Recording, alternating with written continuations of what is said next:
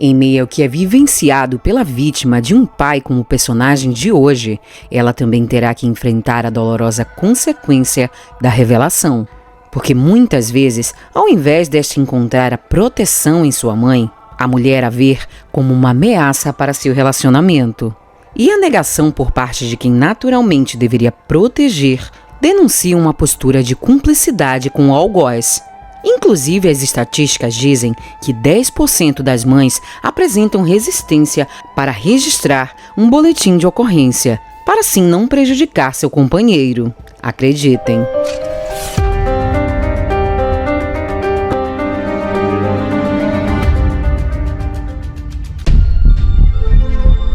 Olá, meus amores, tudo bem? Eu sou Mirla Prado e eu tô muito feliz por ter vocês aqui em mais um vídeo aqui no canal. Gente, o caso de hoje é aquele tipo de história que faz a gente refletir se realmente o sol nasce para todos e se a sombra é realmente para os que merecem.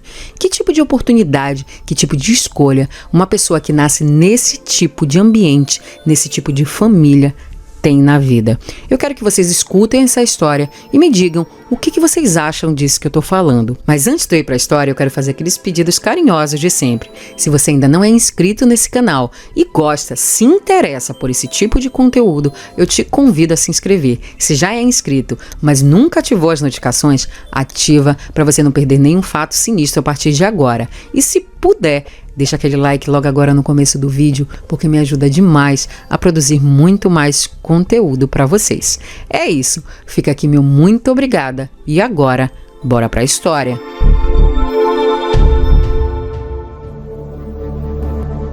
Armando José Lucero nasceu em 1942 em Mendoza, na Argentina. Não se sabe muito sobre o passado dele, pois a história de Armando ganha mais visibilidade quando ele tinha 23 anos. Ele era um motorista de ônibus e foi quando ele conheceu Andréia, de apenas 13. Eles se relacionaram e Andréia acabou engravidando. A família da garota, com medo da repercussão que esse fato daria na cidade, a obrigou a casar com Armando. Afinal, para eles era uma vergonha, ainda mais naquela época, que sua filha estivesse grávida sem ser casada. Andréia, obedecendo seus pais, se casou com Armando e nos próximos 10 anos ela seria vítima constante da agressividade do marido e de seus desmandos. E conforme a maioria dos casamentos naquela época, Andréia engravidou novamente e novamente e novamente. Ao todo, a garota, que ainda era tão jovem, acabou gerando 7 filhos de Armando em um intervalo tão breve de casamento. E devido ao grande número de crianças na casa, agora a mulher sentiu a necessidade de ter uma ajuda. Por isso, o casal contratou uma babá. Vocês imaginam como a rotina da casa era difícil. Afinal, eram 7 crianças para cuidar, alimentar, educar. E para isso, Armando também tentava dar uma força em casa. Mas enquanto ele estava com uma das meninas, a babá percebeu que algo de errado no seu comportamento estava acontecendo. Ele estava tendo atitudes inapropriadas com a própria filha. A babá, intrigada com o que viu, felizmente contou tudo para Andréia, que ficou furiosa e acabou expulsando o marido de casa e depois foi direto oferecer queixa na polícia. Ao chegar no local, o procedimento padrão teve que ser tomado e a filha de Andréia foi examinada e o laudo revelou que não havia ocorrido nenhuma penetração. E diante desse fato, sem provas concretas de violência e de atos indevidos, o caso foi arquivado. Mas independente disso, gente, Andréia sabia que o marido era culpado e assim ela pediu o divórcio e seguiu criando os filhos sozinha.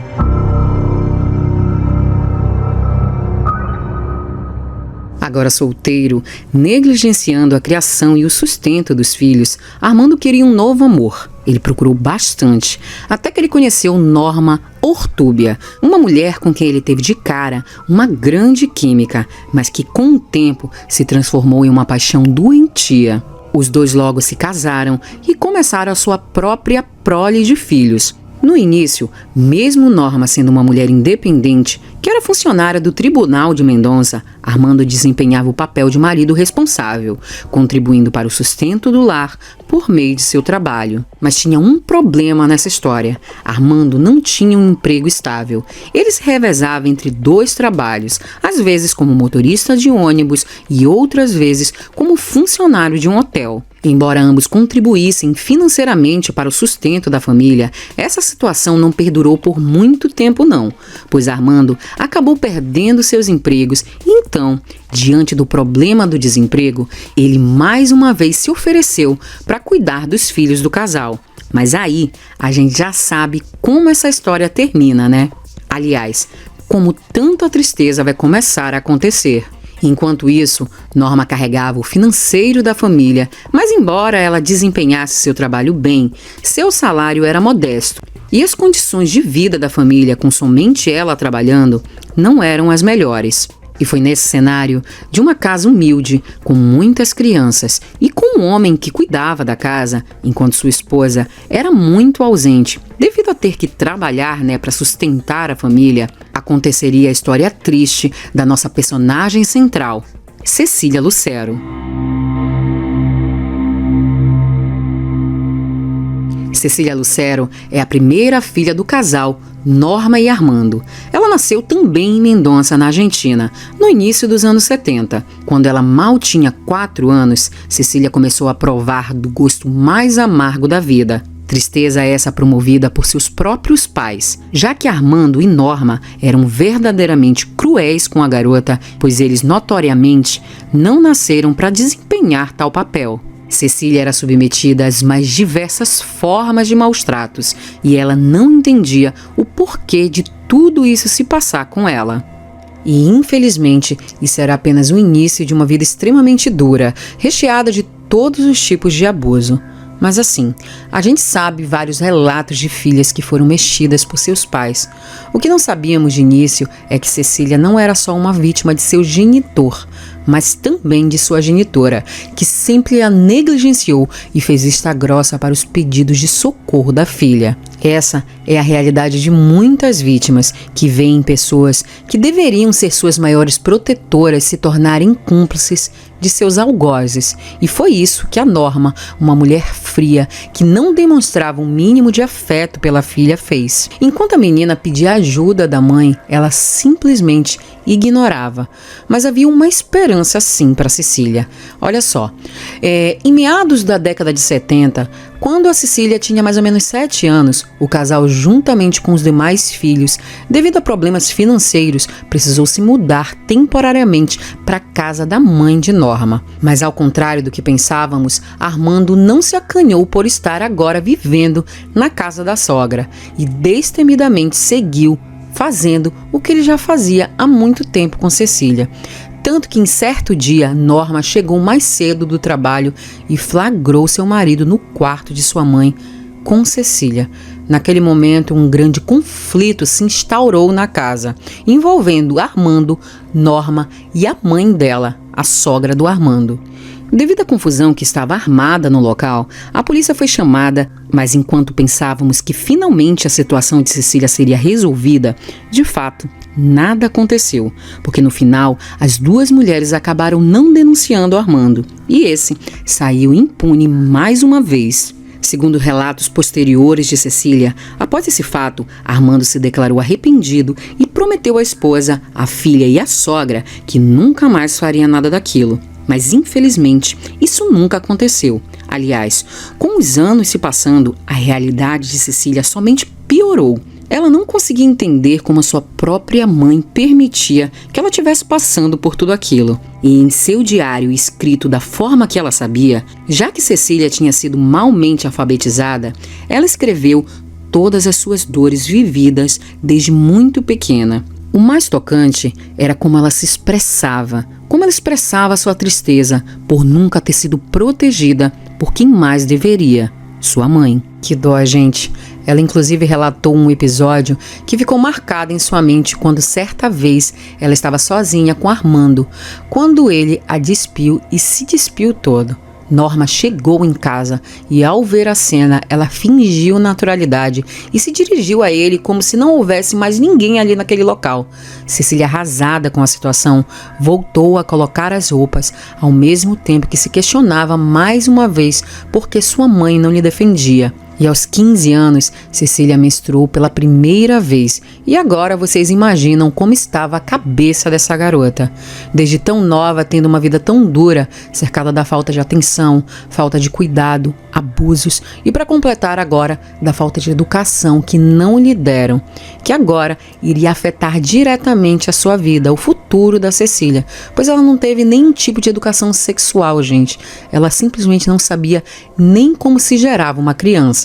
Então, logo em sua primeira menstruação, Cecília engravidou, e esse foi somente o primeiro dos 7 filhos que ela teria com Armando. Mas parecia que agora o circo ia fechar, certo, para o Armando, pois como era possível ele esconder a gravidez da Cecília? Mais uma vez, gente, com a ajuda da Norma, o Armando teve seu mal encoberto. E quando a notícia da gravidez se tornou insustentável, o casal levou Cecília para o médico com a intenção de interromper a gravidez. Mas, ao chegar lá, eles descobriram que a gestação já era de 5 meses e o médico se recusou a fazer aquilo. Norma então arrumou um jeito do marido novamente se safar. Quando questionada pelo médico de quem seria o pai do filho de uma garota de 15 anos, ela disse que era um namoradinho de Cecília que havia sumido, engravidou ela e sumiu. Eu não preciso nem falar para vocês que essa pessoa nunca existiu. Norma, que nunca foi uma boa mãe, ficou muito enciumada com a descoberta desse fato e começou a tratar a Cecília mais mal do que ela já tratava antes. O interessante é que na cabeça dela, a Cecília era a única responsável pelas coisas que estavam acontecendo com ela, sempre insinuando inclusive que a filha teria feito algo para atiçar o seu genitor. Sim, esse tipo de mente doentia existe e é mais comum do que a gente imagina.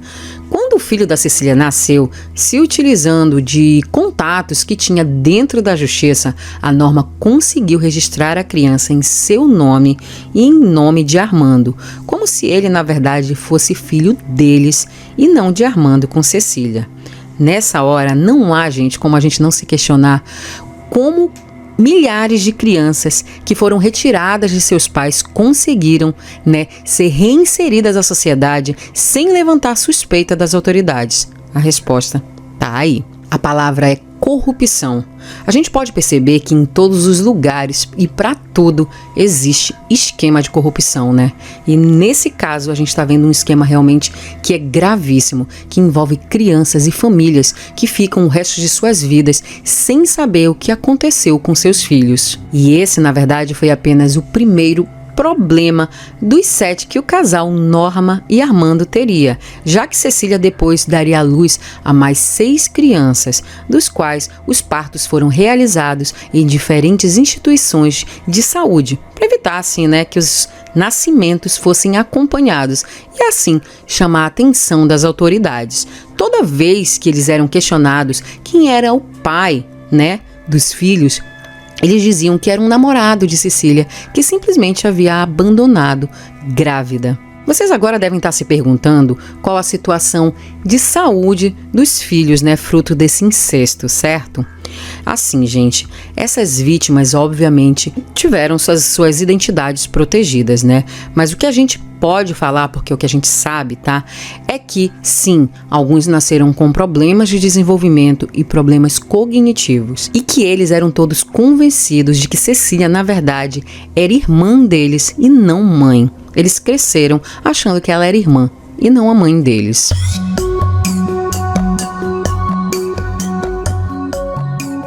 Conforme mais crianças iam nascendo, a família, que já era muito numerosa, começou a chamar mais a atenção dos vizinhos, que notavam que a família crescia, mas nunca se via Norma grávida ou Cecília sair de casa, já que ela sempre era vista só pelas janelas ou na porta quando estava realizando alguma atividade doméstica. Aquela situação era no mínimo estranha para a vizinhança, que finalmente acionou as autoridades. Durante o atendimento da denúncia, não só policiais foram enviados para averiguar os fatos, mas também assistentes sociais que são experientes em entender esse tipo de situação. No entanto, Norma era ligeira, digamos assim, e usava sua posição como funcionária do tribunal para exigir que eles fizessem seu trabalho da forma mais rápida possível, fazendo com que os profissionais se sentissem pressionados e não fizessem seu trabalho de forma eficaz. Até porque, além disso, da falta de feeling dos profissionais nomeados para o caso,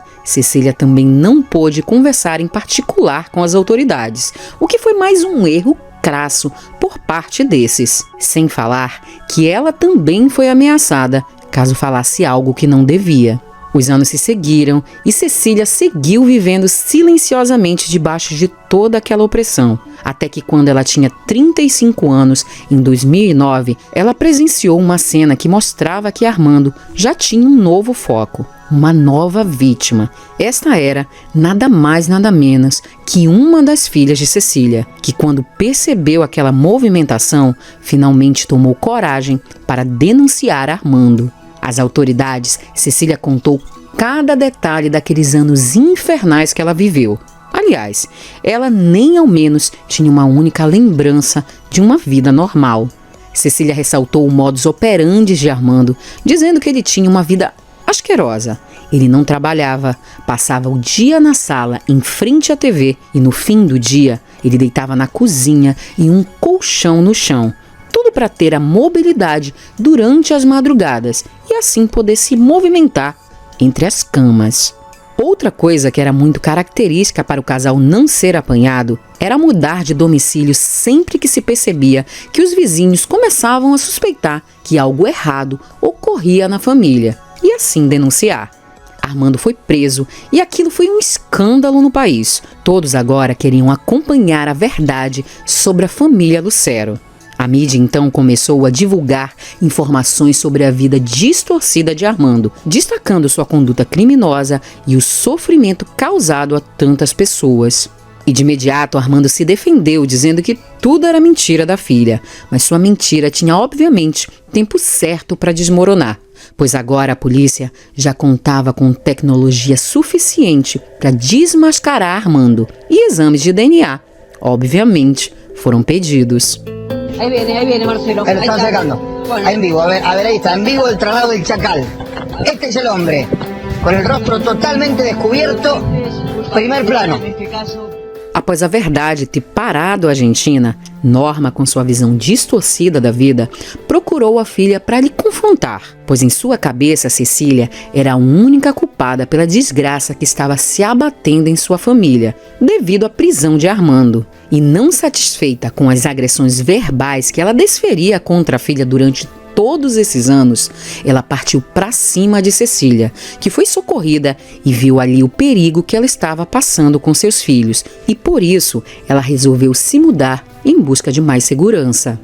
Infelizmente, muitas pessoas em seu círculo social também se voltaram contra ela. Acreditem, alguns de seus próprios irmãos, que já haviam saído de casa e seguido suas vidas, não acreditaram em sua história e escolheram apoiar seus pais, mesmo que no fundo eles soubessem a verdade. Até mesmo, gente, inclusive a irmã mais velha de Cecília, que também afirmou ter sido vítima de abuso por parte de Armando, decidiu se afastar. E após isso, Cecília enfrentou o abandono das pessoas mais próximas a ela, o que aumentou ainda mais sua sensação de solidão e agravou sua luta por apoio e justiça. A denúncia de Cecília foi realmente um divisor de águas na família Lucero. Ela e os filhos foram encaminhados para terapia e assistência psicológica para ajudá-los a se recuperar dos traumas que haviam sofrido.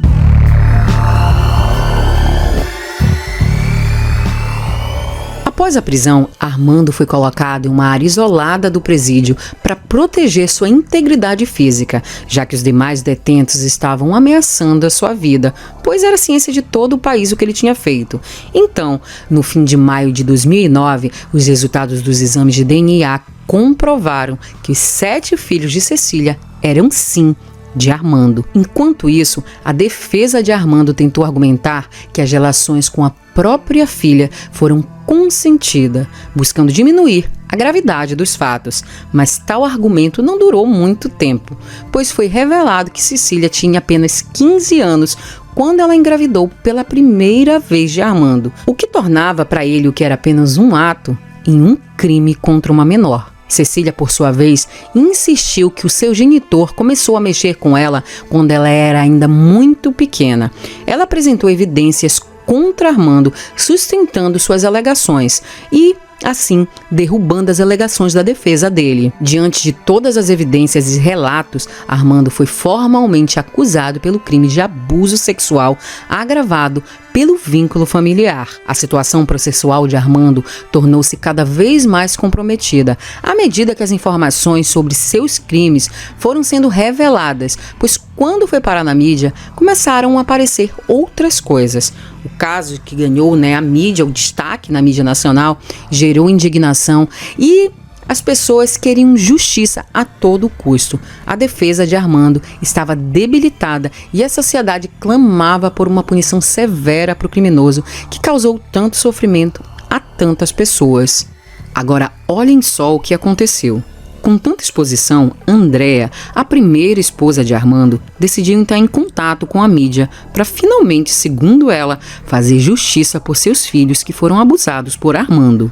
Ela disse que durante o período em que foram casados, Armando começou a se aproximar dos filhos de uma maneira que ela não gostava. Ela também declarou que ele era violento com ela. Mas o que Andréa não contava é que a mídia fosse mais a fundo em sua história. E dos 8 filhos que ela tinha com Armando, alguns são mais novos do que os filhos que o homem teve com Norma, o que provava que Andréa ainda se relacionou com Armando durante muito tempo após ele ter saído de casa. E ela, assim como Norma, também aceitou muitos absurdos. Outro ponto importante de questionamento lançado pela mídia foi o fato de Armando, enquanto estava com as 2 mulheres ao mesmo tempo, também mexia com as filhas dessas. À medida que a história continuou a ser divulgada na mídia, surgiram novas vítimas de Armando. Uma filha de 40 anos, fruto do casamento com Andréa, revelou que também foi abusada por seu genitor quando era menor. Ela também disse que 2 de suas irmãs passaram pela mesma experiência. Segundo seu relato, todas tiveram que ficar em silêncio porque Armando ameaçava tirar suas vidas e ele sempre lhes mostrava a arma que usaria se alguma delas ousasse a contrariá-lo. Eu não preciso nem dizer que essas revelações adicionais sobre o comportamento manipulador e violento de Armando serviram para aprofundar ainda mais a repugnância e a revolta que a sociedade argentina tinha em relação a esse homem, já que era evidente que suas ações causariam um impacto devastador na vida de suas filhas, que foram mantidas em um estado de medo e silêncio por muito tempo. E assim, a busca por justiça para as vítimas de Armando só se intensificaram enquanto a sociedade exigia que ele fosse responsabilizado por seus crimes. No julgamento, a promotoria expôs uma história que afirmava que quando Armando já era um adulto, ele teria investido contra uma de suas irmãs, que eram menores, mas seus pais não fizeram nada. Talvez se eles tivessem feito alguma coisa naquele momento, o Armando não teria colecionado tantas atitudes criminosas, né, gente? E feito as vítimas que fez. Isso prova que passar a mão na cabeça do filho talvez não seja a solução para um problema que seu filho carrega. Viu, papai e mamãe? É isso.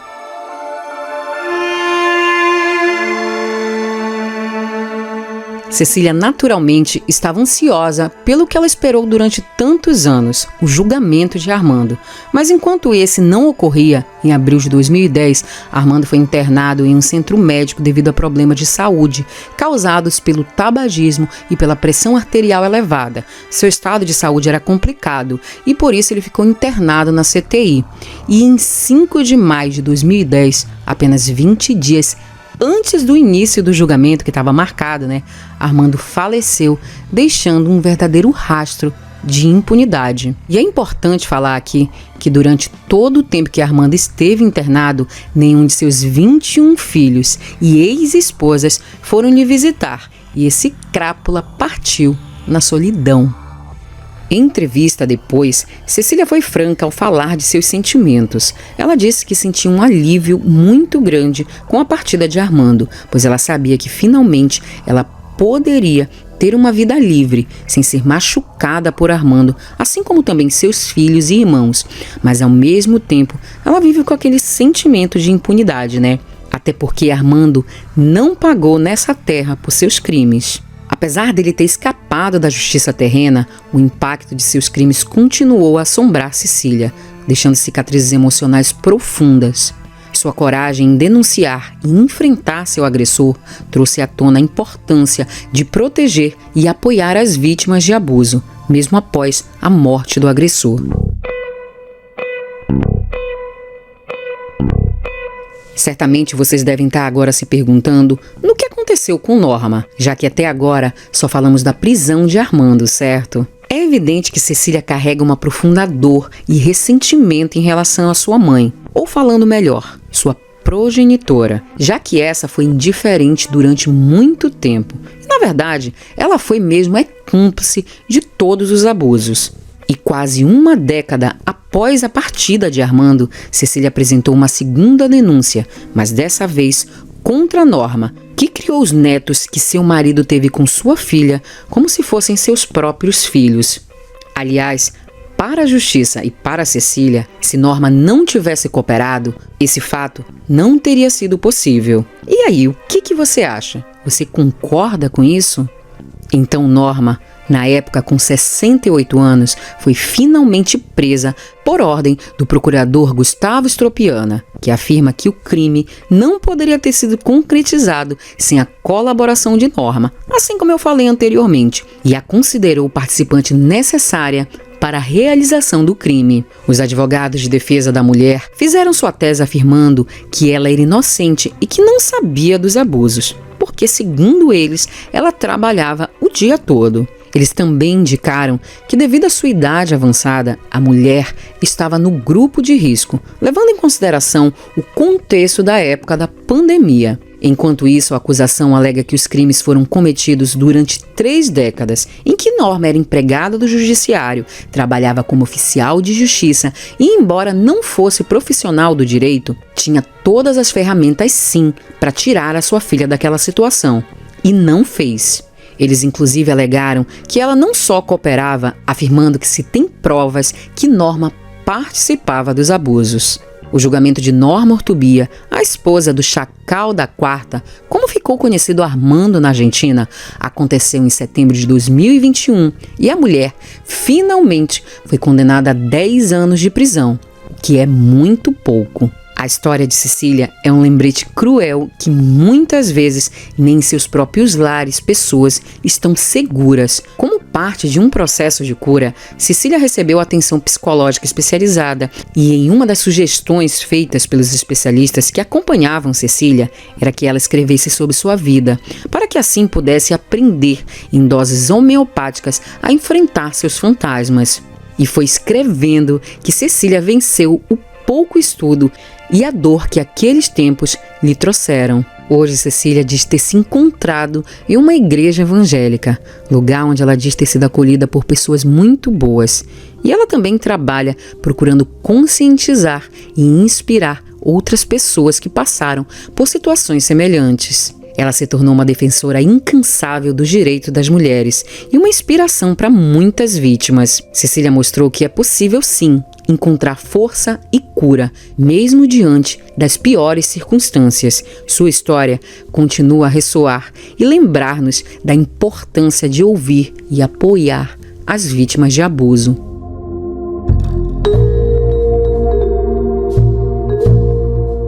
Diante dessa história, que mostra o quão doentio uma relação pode se tornar, gerando uma sequência de atos traumatizantes para as vítimas de um relacionamento criminoso e tóxico como esse, a gente não tem como não se questionar como alguém pode destruir sua própria existência e de seus filhos em nome de uma dependência emocional. Aliás, como algumas pessoas condicionam suas felicidades à existência de um outro ser, de uma outra pessoa. Pessoas não precisam de outras pessoas, elas apenas se sentem mais felizes quando encontram alguém com afinidades. Mas eu sei que é complicado para algumas pessoas com mentes adoecidas entenderem coisas que são basicamente óbvias. E é isso, meus amores. Esse foi o fato sinistro de hoje. Eu espero que vocês tenham gostado da forma com que eu explanei para vocês. Vamos deixar nos comentários o coraçãozinho para Cecília, que passou por poucas e boas nessa vida, mas eu espero que realmente ela tenha superado seus traumas e esteja conseguindo viver uma vida plena e feliz. É isso, meus amores. Fica aqui meu muito obrigada e até o próximo fato sinistro.